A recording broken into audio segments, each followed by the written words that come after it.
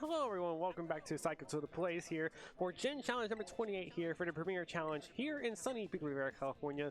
My name is Sisters Coronel, alongside me once again, Dennis Geisler. We're here for round 4, we have Brandon Davis, we have Josh Winfield, and we have a doozy of a team to go for. Yeah, two very interesting teams here.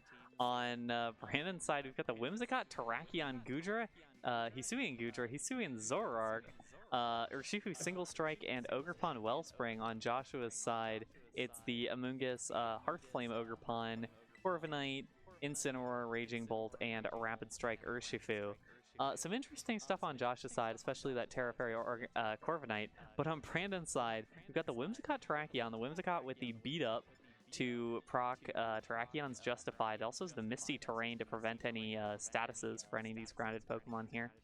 And most interestingly, that Hisuian Zoroark, I've actually talked about this before as well. Hisuian Zoroark matching up with one of these, I actually forget what the name of the grouping is. The Terrakion or any of the Pokemon with Justified is an interesting setup because Hisuian Zoroark's only weak to Dark, and those Pokemon get attack boosts hit by Dark moves. It's a nice little setup where it can be actually kind of difficult to read out, okay, is this a Hisuian Zoroark? And, or am I raising its attack, or am I not hitting it with super effective, or am I not hitting it at all, potentially? Because Terrakion is weak to fighting, but Zoroark is immune.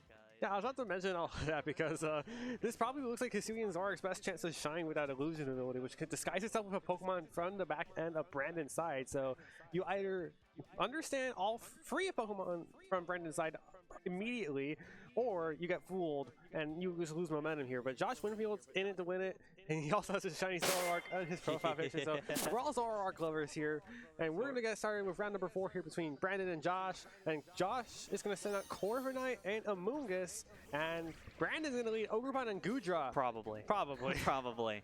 It's not actually, as we can see on our end. But does Josh know? Josh, who's to say? It's hard to tell. In any case, the Corviknight lead is interesting. Corviknight is Brave Bird, Tailwind, Roost, Bulk Up. Only has the flying move to get anything done out of that. Probably can start with a pretty clean Bulk Up right now. Not really in a ton of danger. I guess the Hisuian Gudra does have Ice Beam and Thunderbolt. Potentially do some real damage there. But even then, they're only neutral hits up against this Corviknight. Like, not a ton of damage, and the you'll get beaten down with Bulk Up eventually. We'll see. Okay, we see Terrestrial Edition come out from Josh's end. Josh gonna go ahead and go Terra Fairy with that Corviknight. I'm trying to identify what he was potentially afraid. Oh, yes, it's Brave Thunderbolt from I think just Thunderbolt. You have a better matchup against Heavy Slam because you're pretty heavy. Oh, Ogerpon goes for the Hyper Beam here, and it goes into the Amoonguss, and it's not enough for the one-hit KO, unfortunately. And that's just bad news, Bears, because now you know that's not an Ogerpon, because I don't think Ogerpon wears Hyper Beam, if I recall correctly. Corviknight goes for the Bulk Up, raising its attack and defense stats. I was surprised that Amoonguss was able to survive a Hyper Beam, and it is the Thunderbolt that was going into Corviknight's way, and Pollen Puff from this Amoonguss is gonna heal back this Corviknight back to full for Josh. Yeah, I like the play. I like the attempt on the Hyper Beam there. Excuse me. Not able to pick up the knockout. Now this is actually, excuse me again. Now it's kind of a difficult spot for Brandon to be in. Now, because the Zoroark is spotted and is in its recharge turn of Hyper Beam, you probably want to, yeah, you have to recharge here. And the issue now, Corviknight gets a free Tailwind up. Amoonguss gets to do something for free here. It's just, no, not quite yet here. Ice Beam is enough to knock out the Amoonguss here, because I do recall this being a special promo Amoonguss from back in Sword and Shield, and if I recall correctly, that is, unfortunately, almost no speed on that Amoonguss, meaning it was the slowest thing in play anyway. Yeah, and so the Amoonguss gets taken down, but still, now it's Tailwind plus a Bulk Up for the Corviknight. And as well, that Zoroark, now that we all can probably assume that it is Zoroark from the Hyper Beam, is recharged and able to use Hyper Beam once again, but now Brandon has to deal with Josh's onslaught of Corviknight with a +1 attack and defense boost, a Tailwind, and an Ogerpon Hearthflame. Yeah, the problem now is there's just going to be a lot of damage going into these Pokemon, and they're much faster. Like, you could probably aim whatever move you want, either the Ivy Cudgel or the Brave Bird into the Zoroark slot, and it's going to do a ton of damage to anything.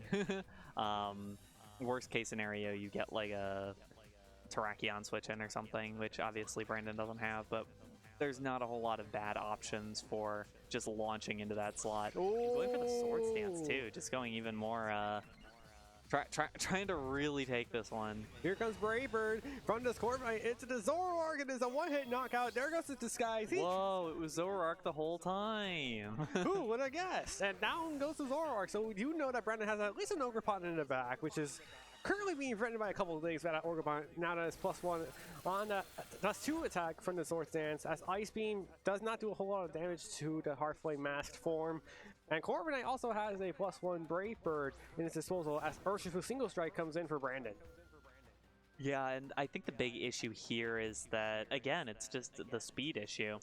And even though this is Urshifu Single Strike, it's Black Glasses, it's not Focus Sash. So one way or another, this thing is getting probably dunked on by Ogerpon or Corviknight. You could potentially try to Sucker Punch into the Ogerpon. It's a dangerous play to a degree, but it might still be the best one. It might have to be, because if you don't get the Sucker Punch off, I mean, their Dark Boosted Sucker Punch from Black Classes should do a whole lot of damage to that Ogerpon, maybe enough for a knockout if I think that information is correct. It's just up to Josh whether or not this Corviknight can do much of anything in this turn, because if you could do that, yeah. Oh, Psychic Shield comes out. I was going to say, that's a really smart play, because now the Corviknight, I mean, there's really nothing that can stop the Corviknight from just hit. A Brave Bird should take down this Urshifu right now. Well, it's no longer Fighting Week. Well, yeah, I didn't think so, because of the Fighting Weakness being taken away. I thought at +1 it still might have a chance, but here's Ice Beam from this Gutra into the Corviknight, which is not doing a whole lot of damage, and unfortunately, well, you got one more turn to Tailwind to stall out. Just Sucker Punch is still okay. I see Brandon still walking in that Sucker Punch here. You see, I think he's really just trying to get a knockout in this turn. Maybe neglecting to get Ogerpon out of there. That is absolutely like mega dangerous in the long term. Getting the Corviknight out of the way will be nice, but you have to get rid of that Ogerpon, and the Sucker Punch is also probably the best damage for the Ogerpon. I could just go for another Spiky Shield, but that would then mean that it sacrifices the... Well, I guess it doesn't really matter, because the Hard Flame is probably going to be faster even out of Tailwind. I mean, it would be, because like the Gutra's not really... Gutra's not fast, and it's probably not. Oh, it went for another Sword Stance! I like that. I really like that. That's really clever from Josh. Yeah, now it's a +4 attack Ogerpon, praying that Ivy Cudgel. And here's the Brave Bird. Now we'll knock out the Urshifu out of the way.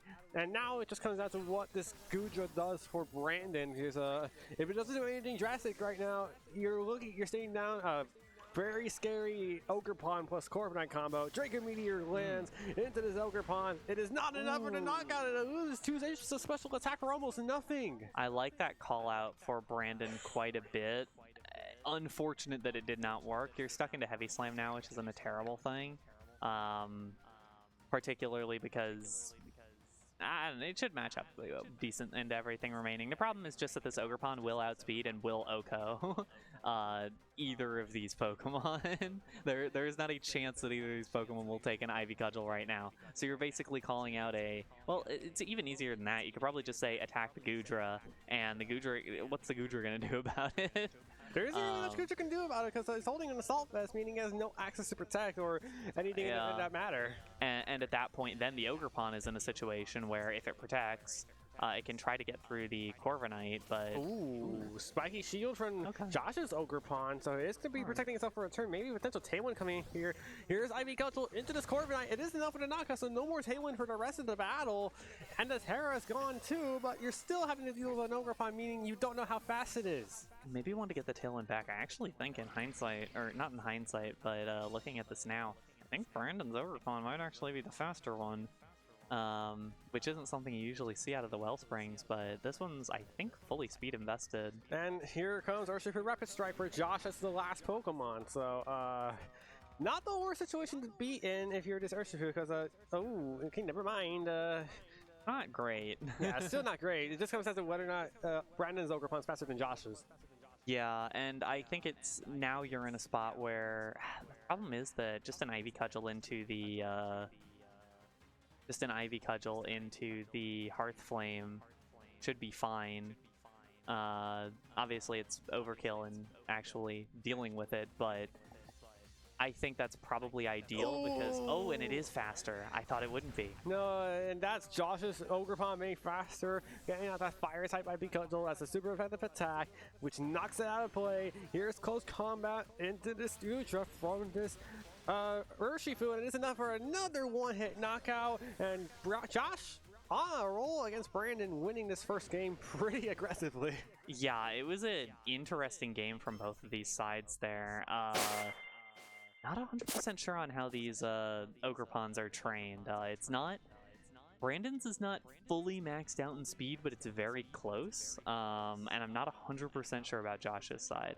I doubt they were speed tied exactly, so I guess it probably is just that Josh's is faster, but that was a very close one there. Very, very odd interaction that we might end up seeing more of later in the set. I think something else you got to talk about is Hisuian Zoroark Hyper Beam coming out from Ogerpon as a disguise, yeah. and it wasn't even enough to knock out the Amoonguss in one hit. I'm not sure if that was a damage roll or... That was definitely a big moment because it then meant the Amoonguss was able to linger just enough to take another hit, keep the Gudra's attention off of Corviknight, let Corviknight get up the free Tailwind, get the free Brave Birds off. It was able to just keep cooking there, and Zoroark at the end of the day just didn't end up contributing all that much. It did a bunch of damage to the Amoonguss, and the Amoonguss just wasn't really there to do a whole lot. It didn't need to. So, a couple of interesting things there that could have decided... could have decided the battle, and potentially the Zoroark going for something like a Hyper Voice instead, particularly with the Corviknight going for the early Terrastalize, could end up meaning... I don't know, it could end up meaning some... different decisions from these two. I wonder what the decisions are going to be, though, because there's also the equal opportunity of disguising Zoroark as something that is probably more susceptible to anything that Josh has at his disposal, because I'm not sure disguising Zoroark as an Ogerpon was a good idea there in hindsight. Yeah. Because all it did there was block Spore. Yeah, I don't think it was a horrible decision in the first place, especially because it was basically instantaneous that Brandon showed that it was a Zoroark and not an Ogerpon. And obviously it blocked Spore, but I think it was mostly just to get the Hisuian Zoroark out there and get it to have that big Hyper Beam. But really interesting, and it's potentially conditioning for game number 2. Like, if Ogerpon ends up leading in game number 2, then ooh, is it the Zoroark this time, or is it the actual Ogerpon? And if it's the actual Ogerpon, then Josh might spend a turn assuming it's the Zoroark. And here we go with game number 2 here. Josh once again leads the Amoonguss and Corviknight, while Brandon can go ahead and leads the Whimsicott and Terrakion. And Terrakion here to play with potential Justified. And if it comes down to a point where if the Terrakion is able to get those B-up boosted rock slides, it's going to be a problem for Josh, but who knows if this is actually either Whimsicott or Terrakion. I mean, we now know, but Josh certainly doesn't, and I mean, that's the issue here. I mean, you can't necessarily launch attacks into this Terrakion. You don't know what the Terrakion's about to do, and even just for one turn, having that bit of extra information can be really difficult. Here's Moonblast from Whimsicott. It is able to do a little amount of damage, and Hyper Beam comes out once again for the Terrakion. And down it goes. There are one Hyper Beam. All you need is that little bit of extra damage from the Moonblast, and you're able to get the job done. I like how that was done there, and this Corviknight does get the Tailwind up, which is important. I'm not going to say that Brandon's in a great spot now, but it's definitely a much better spot here. Especially because Brandon can get his own Tailwind up and have it a turn extra, basically. But this does, yeah, it does also mean that between everything, the Ogerpon and Corviknight have a free setup turn if they want it. Yeah, and this Ogerpon from Josh has been very dangerous from the first game, especially got 2 Sword Dances before he got an attack off. They're playing around that Urshifu single strike that Brandon had, and now it's just like, you got the Tailwind up, you got Ogerpon set up. Do you want to kill it as Zoroark, or do you just want to set up Sword Stance? Yeah, and I think the answer is you probably want to get Sword Stance set up, although you know that Whimsicott also probably wants to get the Tailwind up here, as it will. So now we're back to neutral. I think the Zoroark probably outspeeds the Ogerpon. Yeah, it is faster than the Ogerpon now. Ivy Culture does go out into this Terrakion. Oh wait, it's not resisted. It's not resisted. Oh wait, it's Zoroark. Who would have guessed? Yeah, who would have guessed indeed. Unfortunately, Zoroark for a second game in a row has his ice broken as it got KO'd. And here's Bulk Up from Corviknight to increase his attack and defense for potentially a later Pokemon, which we now know one of them being Terrakion. Yeah, and I think this is a good spot to bring in Terrakion because now you can go for that justified beat up. You only get 3 hits, but that's more than enough. That's certainly going to be a lot of damage there. And honestly, a nice Rock Slide could be nice with Terrakion here. I think the issue for Terrakion is just how do you make sure that you take the least damage possible this turn and get to do something, because I think Terrakion gets outsped by this Ogerpon, although I've been wrong before. Terrakion should be really fast. I'm pretty sure it is faster than Ogerpon last I checked. Close. Because I think I remember Terrakion being base 119 speed. And 119, jeez. Okay, yeah, it is faster. Yeah, and just Josh knowing that, he is going to switch out the Ogerpon into the Raging Bolt as the last Pokemon. It is not a Super Rapid Strike this time around for Josh, as we're going to see a Terra from Brandon. I believe this is Terrakion going to Poison. Yeah, and I like that decision just to clean up some of its defenses a little bit better. No reason not to, I would say. I don't think there's anything that uses the Terra too much better in this matchup, so I like the move. Here's beat up number 1 onto this Whimsicott. Gonna activate Justify, give it an attack move. I guess got hit by a dark type move. Here's the second one. Now is at +2. Then we're gonna get a third one at least soon. There it is. And now Terrakion's at +3 attack. Do you remember this from the olden days, you Pokemon trainers? Because this was a staple from the Black and White era. And Rock Slide does double connect on both Pokemon. Does at least half to the Raging Bolt. Corviknight not flinching, however. Here's the Brave Bird onto Terrakion, which is not enough for a one-hit KO. Yeah, and Terrakion does take that hit, so it is still faster in both these Pokemon here. So, but the one thing you have to worry about right now is Thunderclap. You do have to worry about Thunderclap, although you do have upper hand on this Terrakion. You also do just have Whimsicott Moonblast plus like a Terrakion Protect as a way to potentially get the Raging Bolt out of there. I'm not 100% sure that would knock out the Raging Bolt, but it'd probably get pretty close. So a lot of options on how Brandon wants to try to get out of that, but you probably don't want to switch out the Terrakion at this point. Tariff and Josh, I'm curious to see where this one's going. I think it's Raging Bolt, the Raging Bolt. Yeah, I think it should, because now you're not weak to the Moonblast anymore. Or the upper hand, should the Terrakion go for it. Yeah, I mean, the upper hand will be weaker. But... Oh, it went for it, it got it! And it got it! Oh, it's not enough for the KO, though, just yet. It's not enough, but it's flinched now, and a Moonblast will finish it off regardless. That's a nice little play from Brandon. He's gotten 2 surprise practice already. The Hybrid Beam off the Zoroark, and now the upper hand from Terrakion. At the very least, the upper hand was clearer on the team sheet, but still a way for Josh to win this one, I think. Because yeah, the Corviknight Tailwind is down now. It can get the Tailwind back up, though, because it's not really threatened that heavily by Terrakion, to be totally honest. The Rock Slide wasn't doing that much damage at the +1. And close combat wouldn't really deal with it either, so it could get another Tailwind up. The problem here, I think you go for like a Tailwind and then you protect your Ogerpon, and I think you're totally fine, because there's not really anything that Corviknight's really going to be able to do. I guess the question is what does Josh do in this situation, because protect Tailwind is an obvious play, but you already are underspeeding as Corviknight thanks to that the speed tiers that both of these Pokemon have, and especially the Tailwind advantage Brandon has right now. But Terrakion is the fastest thing in the field right now. Right? And then it's just like, Ogerpon can go for Ivy Cudgel on either of these Pokemon, but does it really want to risk a Rock Slide in this situation? No, it will not. Yeah, the problem is that Brandon's Tailwind expires next turn, and Josh doesn't really have a way to get rid of that. Another beat up again. Another attack moves. We're at +4 now for this Terrakion. +5 after this one, but Terrakion's getting dangerously low on HP, and now we're at maximum attack. There's not much of a difference between at 25 HP and being at 13 HP, so might as well go for something silly like that. Does Rock Slide connect on Corviknight, though? It is pretty unreliable at times, and if it is unreliable, it is reliable, actually. And no, not going to Corviknight. And it does not flinch, it will Brave Bird away. Yeah, and getting the Terrakion out of there is probably ideal.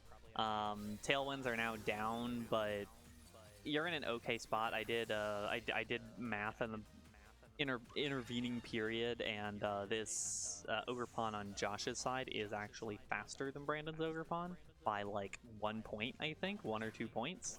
And Ogre Pawn comes in here for Brandon. And that is what comes in. And so the issue here, obviously if Whimsicott gets the Tailwind up, then it won't really matter as much, but Corviknight can also get the Tailwind up, especially it can roost, stall things out a little bit longer. Like, if it doesn't get focused down right now, it's going to be difficult for Brandon to get rid of it without potentially, like, an Ivy Cudgel crit, which is obviously always an option. But I think if Josh goes for, like, a roost on this Corviknight right now, it's going to be very difficult for Brandon to handle it. Yeah, and that's like another thing, because you let this Ogre Pawn for Brandon just go loose, it probably will just knock out the Corviknight from that range. It probably will, and that also means that now if Josh wants to just go kind of more damage threatening into the other side, because yeah, Whimsicott gets a Tailwind up, and that means that Ogre Pawn on Brandon's side is going to get to do anything. But regardless of who stays standing here, okay. It goes into the Corviknight, it is enough for the knockout, it is now a 1-on-2 between Joshua's Heartflame Ogre Pawn and then Brandon's combination of Ogre Pawn and Whimsicott, but that's a sword stance on the Ogre Pawn, maybe a turn too late. I don't hate the idea. I kind of get what this was going for here. Wait, there's a win condition. Okay, yeah. Well, that might cover it. It might be covering it. I think Josh might be going for a Horn Leech onto this Wellspring Mask Ogre Pawn. No, we're just calling each other out with the Spiky Shield. But yeah, we're going back to what I was thinking with the Ogre Pawn for Josh as Moonblast hits to protect off Josh's Ogre Pawn. I believe Horn Leech, no, it should not knock out Ogre Pawn right now, I don't think, but it's probably Josh's best play, because you have to deal with Tailwind, and I'm pretty sure Ivy Cudgel does not knock out Ogre Pawn with a combination of Moonblast, and you get a lot of HP back. Yeah, you'll need to take the Ivy Cudgel regardless, as well as the Moonblast, and we'll see if it does. Takes the hit, yes it does. Does the Horn Leech come out? Yes it does. And goes for the Ogre Pawn. Not enough for the knockout. But, yeah. How much HP do you get back before anything? Certainly not enough. Yeah, not enough. I was going to say, certainly not enough. I like the idea, although I think it might have still had to have been a Ivy Cudgel there to get rid of it. I think an Ivy Cudgel might have actually been better, as the Moonblast might not have KO'd, although you'd still have to do something about the Whimsicott, although, I don't know, like a Horn Leech in return. It was a weird situation there. Josh didn't have a whole lot of good answers to get out of that, and Brandon did a great job of closing out the late parts of that game, even with kind of an awkward setup. But yeah, definitely a fun battle there. I liked seeing the Terrakion Zoroark fake out. You don't always see that, but I like it. It's really fun. This is a really fun set. And it's also going to be our first game free on the stream here, as a matter of fact, between Brandon and Josh. Brandon already qualified for the World Championship, so I think he's just trying to have fun with some of this shenanigans that's going on in his team, and I believe he is having fun with the Zoroark. Yeah, I'm having fun, so hopefully he is as well. And yeah, this is like, we only have, it's this one and next Saturday here at Gym Challenge before we get started on Regulation G. So not a whole lot of Reg F left in general for a lot of these players, just kind of collecting what more championship points they can. And also there was a regional that was happening over this past weekend as well in Sao Paulo, Brazil. And we got to inform you that Riley Factura has actually gotten second in that tournament, meaning he climbs a bit more higher in the NA ladder rankings if he wants to solidify that #1 position. But going back into the set between Brandon and Josh, obviously, you got him the fake out before on Zoroark 2 times already. Do you do it a third time? Yeah, I think, well, and now here's the conditioning. You can not do it this time and kind of try to get the trick from Josh. You can not do it, or you can do it again, and Josh can maybe assume. That's the hard thing about this mind game, because you do just get one turn to do it, and I think that if I had a disagreement with this, I think it's that Brandon's team doesn't necessarily have the tools to really break huge holes in turn #1 with stuff like that, but I don't know. Let's see how this goes. Yeah, we're going to see how this one goes, because if we don't know exactly what's going on between these two trainers, especially with the mind game, that Zoroark's been a menace in both games, although the one time Joshua was able to win was because the Zoroark wasn't able to knock out the Amoonguss, although the second time that was the case. Josh, once again for a third game in a row, leads Amoonguss and Corviknight. Whimsicott Terrakion is the choice for Brandon once again. Yeah, but actually, I think that is in fact the real Terrakion this time, which could lead to somewhat different stuff because it would get the Terrakion up to +4 off of one Wait, justified. I have something funny that I think Josh might do if he thinks that's actually Zoroark. He could just go ahead and Terrastallize this Amoonguss, which is actually not a normal Terra for this Amoonguss. That's actually a Ghost Terra. Yeah. If that happens and there's no Hyper Beam, yeah, what's gonna happen? Yeah, it's an interesting matchup here. I'm really curious what. He's done it 2 times in a row.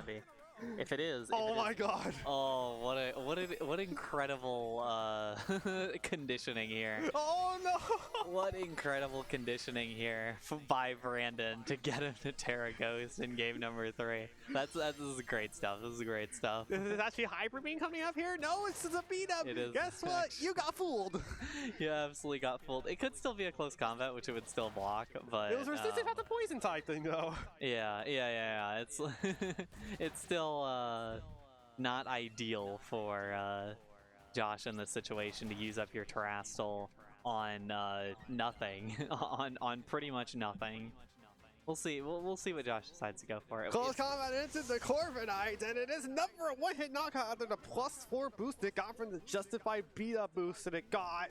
But this Amoonguss, well, Rocky Helmet damage. I forgot about that real quick on the Corviknight. Just a little bit. Pretty sure the Spore is going off into this Terrakion spot. Yes, it is, and now Josh knows he got fooled. He was expecting another Hyper Beam. Yeah, and that's the unfortunate thing for Brandon here is that by doing this play, you're not able to get the Misty Terrain up before the Spore, which I think would have been ideal for Brandon. But you're still in an okay spot. Your Terrakion is at +4. You do still have a Whimsicott here. You can just get get all your stuff set up, see what comes in here. You got the Corviknight out of the way, which was the most difficult part of the previous games for Brandon. So the rest of these Pokemon, like Ogerpon's in now. Ogerpon folds to 1 Rock Slide. If Terrakion is able to take enough time to get a Rock Slide off. Yeah, and that's another team because this Terrakion's already taken a Spore, meaning it's got to take a turn of sleep here, meaning this Ogerpon probably has a free Horn Leech to go for, if that's the case, because the only resist and immunities that Brandon has against Horn Leech is an immunity with Goodra with the Sap Super ability, and yeah, that's about it. Because otherwise it would be on this Whimsicott, but if it's just standing there. Yeah, it's just gonna stand there, and we'll take an Ivy Cudgel should we have to, as Terrakion takes its first turn of sleep as we speak. But no, it's just Sword Dance coming out. That's bold. I don't hate the idea, but Josh has gotten burned before on going for the hold for poison. Does he get it though after the Focus Sash activation onto this Whimsicott? No, Okay. it does not. That is the dangerous thing for Josh here is that this Terrakion, if it wakes up and gets a Rock Slide off here, it probably means the set's over. The Ogerpon's just dropping because the Ogerpon decided to go for a kind of greedy Sword Stance. If it works, it's going to look really good, but it might not work. I mean, the luck of the draw right now is Misty Terrain now comes out from this Whimsicott, meaning the terrain is now gonna feel a mist swirling around. Terrakion takes another turn of sleep, unfortunately, meaning it does not get the 1-turn wake up. It will take his Ivy Cudgel. Tried to predict the Terra Poison, but it did not matter because Terrakion's defenses are not the best, even after a close combat. Yeah, I was gonna say, after a close combat with +2 Ogerpon, I think that's gonna be it. Sludge Bomb comes out and will finish off the Whimsicott as well, and Josh has to deal with a little bit of a situation where you have to deal with Misty Terrain, meaning you cannot Spore grounded Pokemon, and fortunately for Brandon, all his Pokemon are grounded. What is it just gonna be 2 Ogerpons? Or is it just gonna be, Wait, it is gonna be 2 Ogerpons. I was like, I don't know how this is gonna be. Which one's the real one? This could actually be pretty meaningful of a question of which one is the real Ogerpon here. Is this Petron's Nightmare? If you think about it, this is what Petron doesn't want to be. Exactly. Is this the only time we're ever going to see 3 Ogerpons in a single battle, and I hope we all just appreciate it. Yeah, I mean, yeah, exactly. Just so many Ogerpons here. Although this Ghost Terra from the Amoonguss was initially for the Hyper Beam, which was going to be coming out from the Terrakion that was trying to be disguised as a Zoroark, as Brandon's going to go ahead and tear the real Ogerpon. So now we get to know which one it is. Now we know which one is real. But although we would learn after this turn regardless, because Zoroark would have to use one of its It's on the right. It is the one on the right. Did Josh call that correctly? And if he did, this is a Horn Leech. We get a Rage Powder to at least cover the Zoroark now that we know its positioning. Yeah. What comes out, though, is going to be a Shadow Ball. The problem is that a Shadow Ball basically covers everything. That's funny. I've never seen that before. Ooh, and it takes the hit. It takes the Shadow Ball, even with this choice specs that it's holding. We'll get some recovery back with the Citrus Berry. What does Ogerpon Wellspring do with the Ivy Cudgel here? It's going to get redirected, actually. It's going to go into the Amoonguss. It'll drop the Ivy Cudgel, but still, the fact that it was able to take the Shadow Ball is big, because now it's able to take down one of these Pokemon in return. Josh is in a good spot. Is Hearthflame? I'd be surprised if Hearthflame... Well, I guess it has to predict correctly. If it goes for an Ivy Cudgel onto that... Oh, we got the Zoroark correctly! It did get the Zoroark correctly. Okay. That's good for Josh. Not perfect. You probably wanted to take down the Ogerpon, not the Zoroark. Now here's the million-dollar question now. Do you get one hit KO'd by Ivy Cudgel by this Wellspring Ogerpon? Yeah. Oh, and the Raging Bolt as well. Raging Bolt in the back, yeah. Oh my gosh, you forgot about one more Pokemon in the back for Josh, and this might be it. Yeah, I think the fact that it's the Raging Bolt in the back is also going to clean this one up, because Raging Bolt takes like 0 damage against Ogerpon. Brandon's magic tricks have unfortunately not gone in his favor. He got it one time. The third time he tried to get fooled. Well, it didn't work out exactly. And Overcon survives the Ivy Cudgel, and the +2 Horn Leech will finish it off. Joshua Winfield is going to be able to get past Brandon's magic tricks and the Zoroark illusions to win the set 2-1. A real fun battle, though. Really, really fun from both sides. I like Josh's adaptations throughout the series, and frankly, even though Amoonguss Terra Ghosted, and obviously that looked kind of silly, Amoonguss ended up winning the battle for Josh. Like, it Terra Ghosted, and that meant that it wasn't able to be hit by Zoroark's Hyper Beam. Didn't really matter one way or another, but frankly, it meant that Josh was able to win that one because the Amoonguss was on full HP the entire time. It got the Spore off onto Terrakion. It was able to redirect both the hit from the Hisuian Zoroark, which was because it Terastallized, because it forced out the Shadow Ball instead of the Hyper Beam. It was able to take the hit, and it was able to force the Ogerpon to also hit into that slot. Yeah, and it was really fun having to see a magic trick fooling Josh for all 3 games. It was very funny. And then we got to see, well, who's the real Ogerpon? Because we didn't really know that until Josh knew that. And probably the audience at home didn't really know that either until the magic trick was finally revealed with the Terastallization. It was pretty funny. It was a pretty funny set of events there. Just a very fun set. All right, when we come back from this next short break here for round number 5 coming up, one more to go before Top Cut. Will it be us, or are we all just Zoroarks? We'll find out when we get back.